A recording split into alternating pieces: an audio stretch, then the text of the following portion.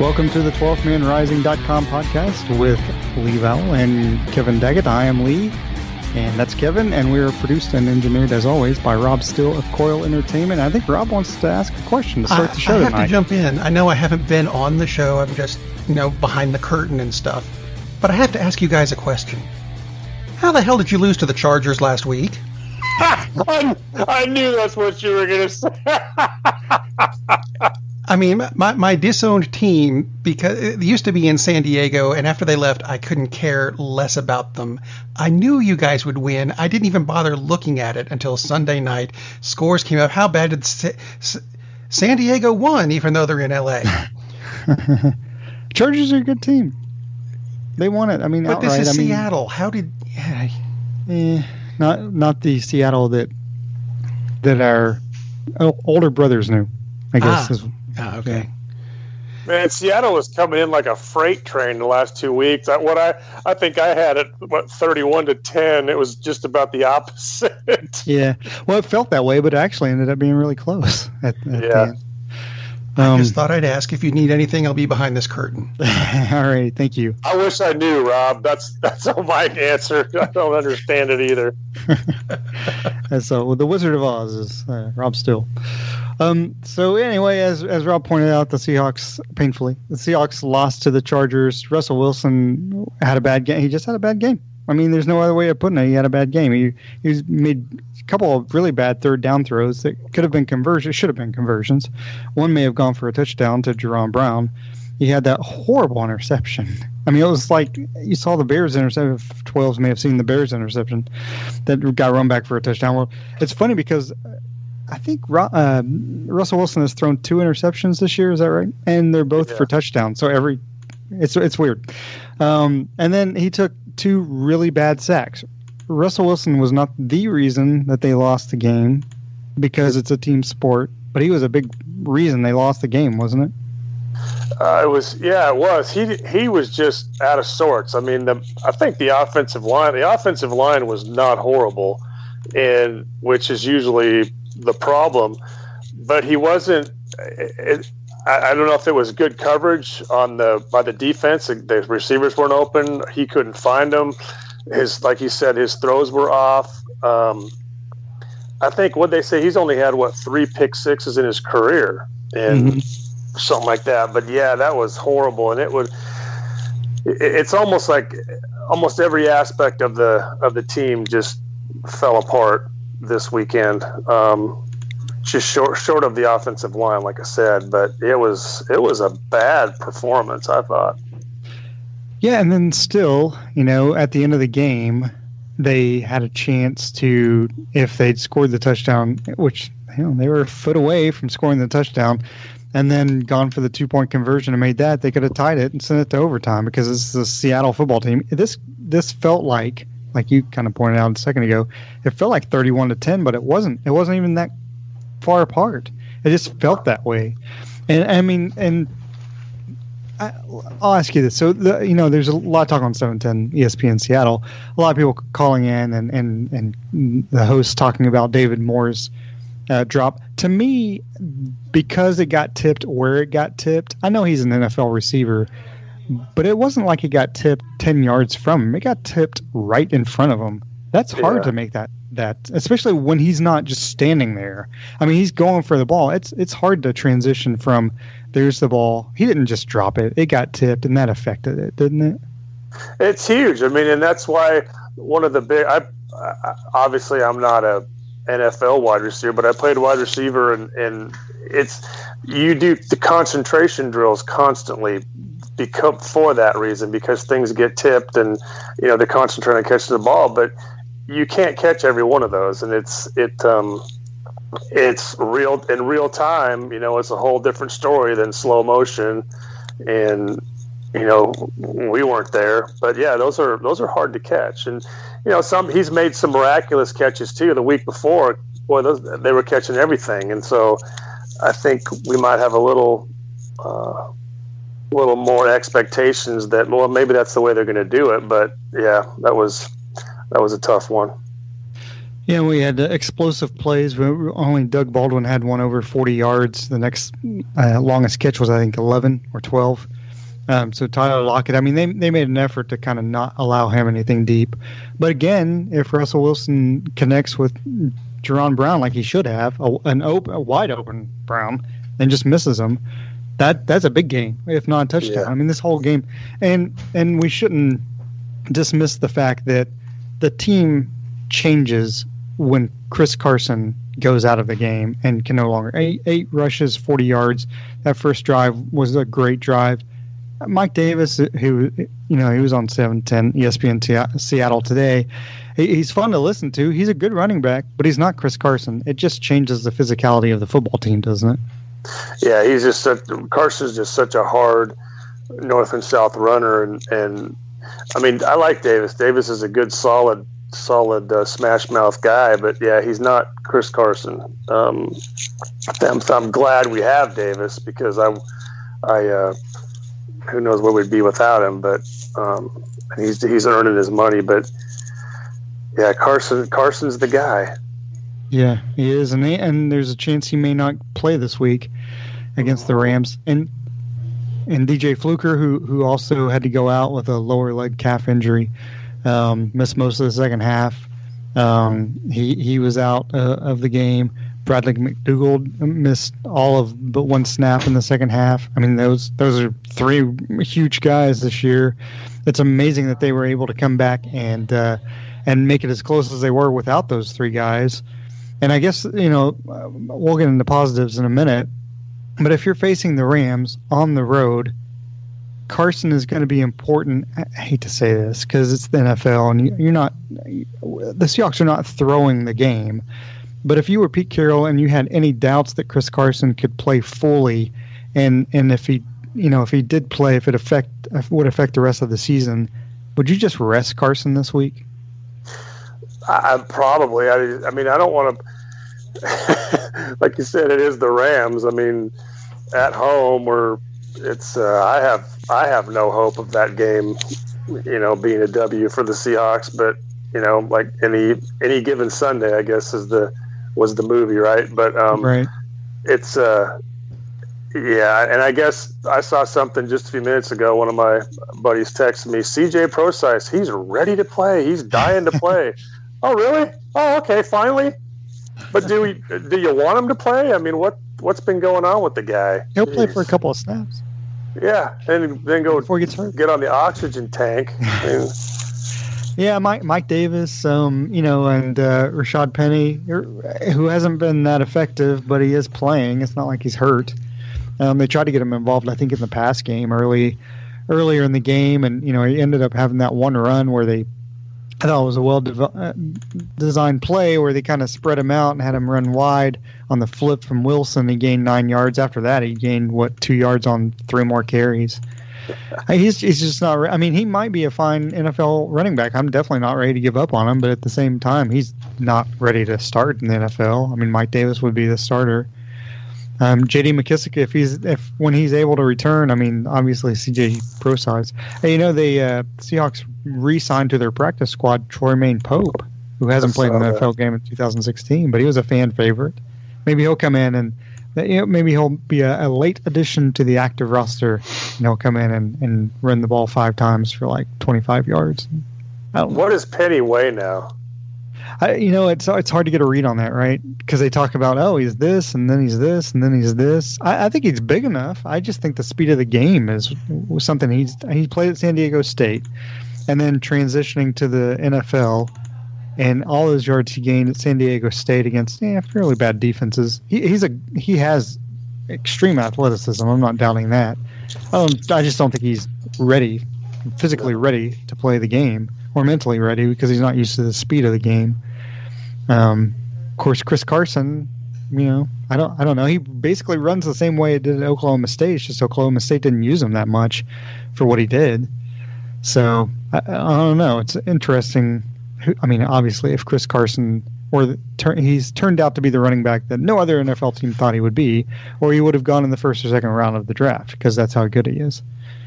So, it's hard to get a read on running backs. The Chargers, of course, speaking of running backs, gained 7.3 yards per rush on Sunday. I think that was probably my most disappointing aspect to me of the game because they gashed the line, they gashed the linebackers, and Seattle's been pretty good in run defense.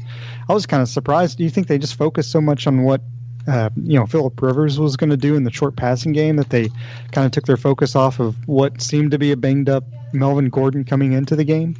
That's what I was just going to say. Wasn't Melvin Gordon supposed to be banged up and possibly not playing, and then he just runs all over him? I mean, that's what the... I don't get it. I mean, it just boggles my mind how you can play so well for... you play crappy the first part of the season, then you start playing so well, and then all of a sudden everything just falls apart. It's like, well, wait a minute, what? And there's a couple injuries and things, but there wasn't much pass rush. The linebacker, kj-wright and Bobby Wagner, or Bobby Wagner at least, he had a couple good plays, but yeah, I don't know what the hell happened there. That was crazy. Well, and they did really good in pass coverage, and Bobby Wagner had 13 tackles, but it was almost like whatever the scheme was going into the game, it's like they weren't prepared for it because the Chargers had that 94-yard drive, 83-yard drive, and they were making it look easy. And then, as it turns out, they didn't score at all in the second half, which was weird, as easy as it was for them to move it in the first half. So I'm not saying the game was rigged. I'm not saying anything close to that. But I think we do need to kind of talk about how bad it was, fucking shitty bad. Yeah. The officiating was in that game. It was atrocious. The guy for the Chargers stepped out of bounds. There was no doubt half his foot was out of bounds. I'm not saying that's why they won the game. Seattle didn't play well enough to win the game. But you had those two penalties on Fluker and was it Britt was the other one, or Sweezy, where they had the unnecessary roughness at the end of the. If a 380-pound man wants to hit you at the end, you're going to get hit. Those calls were weird. And then you had the call against that didn't end up being reversed, which was called a touchdown, which was out of bounds. To me, there was enough that happened in that game where I'm thinking, if I'm new to the NFL, I'm thinking this is a lot like wrestling as far as how it's contrived. Yeah, and that was a home game for the Seahawks too. Yes. Usually you get a little home cooking, but no. There were just so many calls that went. It was crazy. It wasn't just Seattle. Some of them went against the Chargers, but it was just like, were they still pissed about that overturn call the week before for Moore? Because it was just, it didn't. Some of those calls were just atrocious that you shouldn't call. And it was just, I don't know. But anyway, there were some positives. The defense, like I said, didn't give up any points in the second half. And Delano Hill came in. He actually, he wasn't horrible. In place of Bradley McDougald. And Frank Clark, Jaron Reed had a sack again because they're the only two who can really get pressure on the opposing quarterback this year. And then what do you got to say, Michael Dickson? So Michael Dickson was phenomenal again, 6 punts of net average of 50 yards per punt. And, he had 4 down inside the 20-yard line of the Chargers. I got to be thinking, though, they're trying that onside kick that ended up failing with Janikowski. There was which game was it earlier in the year where they had Michael Dickson literally kick off a million times? How would you not do it in that situation?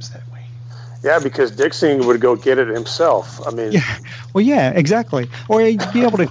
If it's it's an onside kick, so you're trying to kick it short anyway. He would at least be able to kick it high. It just didn't make any sense. Plus, in that situation with those timeouts, all the timeouts left, why would you not have Dickson kick it high in the air? And then if it goes to the 20, at least the Chargers have it on. It just didn't make any sense. It was a weird. Why waste all those kicks earlier in the season when you're thinking about maybe setting it up for this kind of situation later in the year and then not use it? Yeah. Who knows? But Bruce Irvin, he won't be coming to Seattle. He signed with the Falcons. Any thoughts on that? It makes sense. Going back to his old defensive coordinator, but I wish he would, put that Hawks helmet back on again. But I mean, he's a good player. Why did he get released anyway? Do you know? Well, the Raiders try to release all the good players, basically, is what they do. So they got rid of that awful player, Khalil Mack, earlier for nothing. I think they're trying to pick up.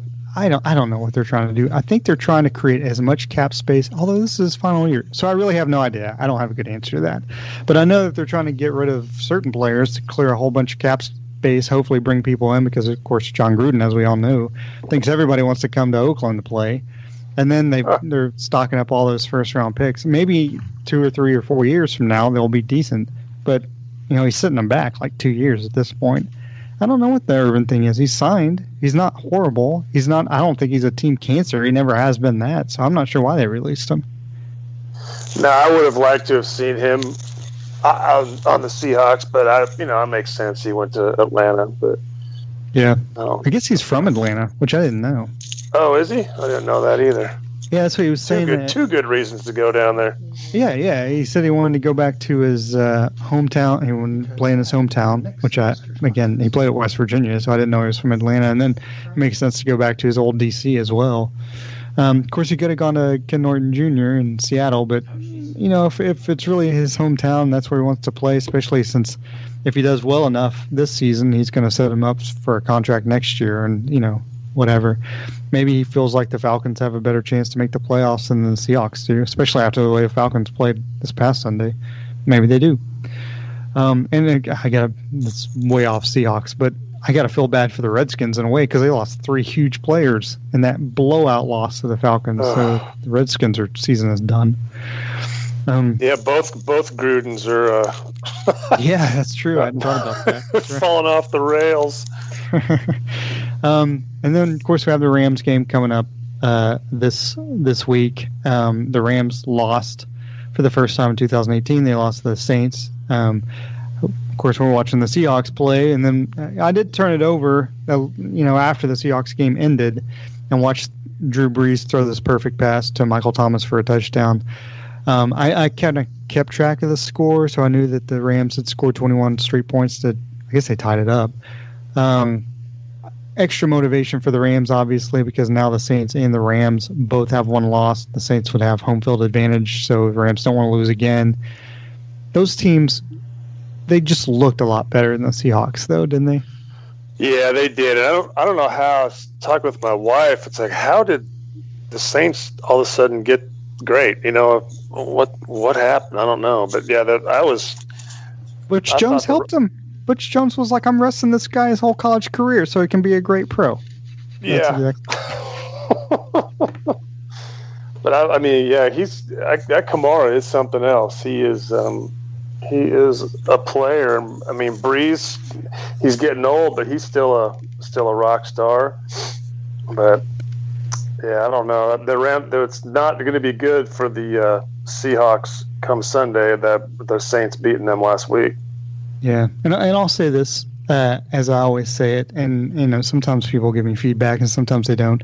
If you took Drew Brees, put him on those Patriots teams, he has as many Super Bowl rings, if not more, than Tom Brady does. He's a great quarterback. Yep. He just doesn't have the same team. He never has had the same team. He's got a really good offensive coach and his head coach, but you put him in that New England system, I think he probably has more Super Bowl rings than Brady because I think there's a couple games he doesn't lose. Yeah, the way Belichick picks up players and puts players together and designs the team, structures the team around the players. Yeah, he's a genius. Hate to say it, but yeah, he is, and it makes you wonder how long he'll be coaching because he and Carroll are right there together as 1 and 2 oldest coaches in football, and neither one of them seems to be quote unquote old. I mean, I can see Carroll coaching for several more years if he wanted to. He's in better shape than I am, for instance. Yeah. So we both think the Rams are going to win. I don't think we think it's going to be close. It's going to be 4-5. I already got that in my head because I'm afraid I'm going to write an article that says the Seahawks are 4-5, but they're not. They're 4-4. But I feel like they're already 4-5, which is sad. And maybe they'll come out and they'll win. I have egg on my face, which is totally fine. But so the biggest needs for this, I'm not talking about players that they need to sign. This offseason, like Frank Clark needs to be re-signed in Seattle, I think. But if you were John Schneider and you're drafting for the Seahawks, what are your two biggest needs going into the draft? I'd say you probably need another solid pass rusher, and depending on. I mean, I think the offensive line is shaping up pretty good. I mean, if we can stay healthy there, I think the offense isn't that, but maybe another safety, a good solid safety back there. Those defensive backs are young. A lot of them are stepping up, but I think there's still an opportunity for somebody to come in there and really take it over and be the guy. So I'd probably say a pass rusher and a safety. Would you draft a quarterback, like mid-round quarterback? I probably would, because I really don't think that they're going to be able to afford Russell Wilson. The money that Russell Wilson's going to be demanding, and I may get crucified for saying this, but I don't think he's going to be worth that kind of money. I mean, I really don't. He's not. I just don't know that he's one of the elitist quarterbacks in the league. I mean, he's, especially last week, I mean, he was not even close, and I don't know what that was, but I just don't know that they're going to be able to spend that much money on him and put a good team around him. I guess that's more of it. It's pay him and put a good the rest of the team on the field that's going to compete. I don't know that that's possible. So yeah, no, it's true, because I think you think about like Aaron Rodgers and quarterbacks like that, and no disrespect to Russell Wilson, I think he is a great quarterback, but I'm not sure when you think about the Packers, you think about Aaron Rodgers, and you think if Aaron Rodgers is on the field, because it's been proven, if he's healthy and on the field, the Packers have a chance to win every game, no matter who they're playing, and enough to get to the playoffs. I'm not sure you really feel the same way about Russell Wilson. I mean, if he's on the field, he's always on the field, and he's always at least healthy enough to be on the field and be good. But just him being on the field, I don't know if that gives the Seahawks a chance to win. I don't think they'll win against the Rams. Whereas when the Packers play the Rams, it's like if Aaron Rodgers is playing, I think they have an outside chance to win the game just because of Aaron Rodgers. I don't think you feel that way about Russell Wilson. I don't. And I think he's a great quarterback. I think he's very good in Seattle. I think he's good for the city of Seattle. He's just not Aaron Rodgers. Of course, maybe I'm comparing apples and oranges because I'm comparing a quarterback to Aaron Rodgers, who may be the best quarterback in the NFL. So maybe that's not fair. But anyway. But it's a fair comparison, because he's going to sure be wanting money as the best quarterback in the NFL. So, yeah, I mean, if you're gonna want that money, you're gonna be compared to that. So that's a fair comparison, I think.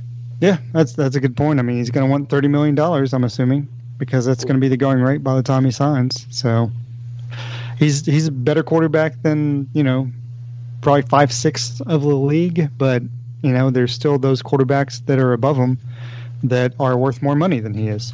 And again, Aaron Rodgers, Drew Brees, Tom Brady, for instance, Brock Osweiler. No, I'm joking about that. But, Sam Darnold. Sam Darnold, yeah. Wow, they've fallen off a cliff, haven't they?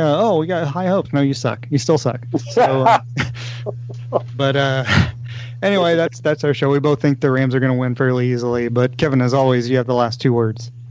Go Hawks.